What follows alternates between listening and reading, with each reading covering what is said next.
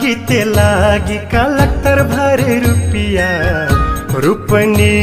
बठिया नहीं छोड़बू नचती आंगना में आगे सौंप दे हबू रुपवा रुपया लेके सतबू अरे लागी ते लागी कलक्टर भर रुपिया रूपनी बठिया नहीं छोड़बू नचती आंगना में आगे सौंप दे हबू रुपवा रुपया लेके सतबू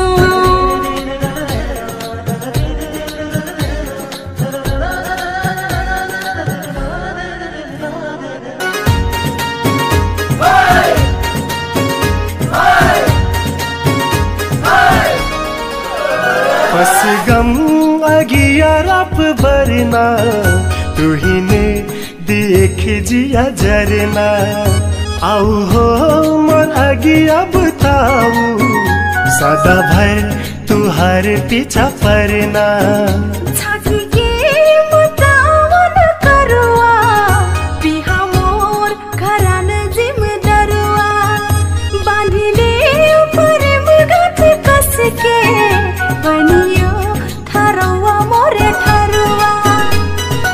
ऐसे नजरिया लगे हमारे रूपनी हेर के पियास भूखे मिटबू ऐसे नजरिया लगे हमारे पिहवा हेर के पियास भूखे मिटबू हाँ लागी ते लागी कलक्टर भर रुपिया रूपनी बठिया नहीं छोड़बू नचती आंगना में आगे सौंपी दे हबू रुपवा रुपया लेके सतबू लहर लाग्यो मैनी बाज्यो एक ठो भाँडम दुईठो दुईठो दुईठो दुईठो दुईठो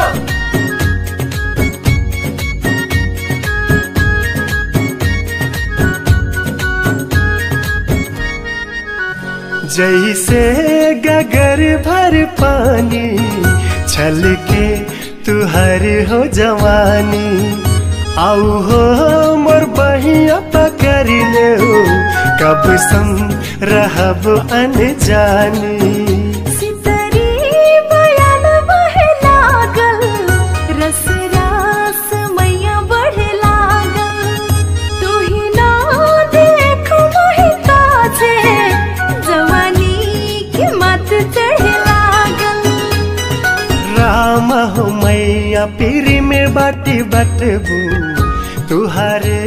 नाव के दिया परबू।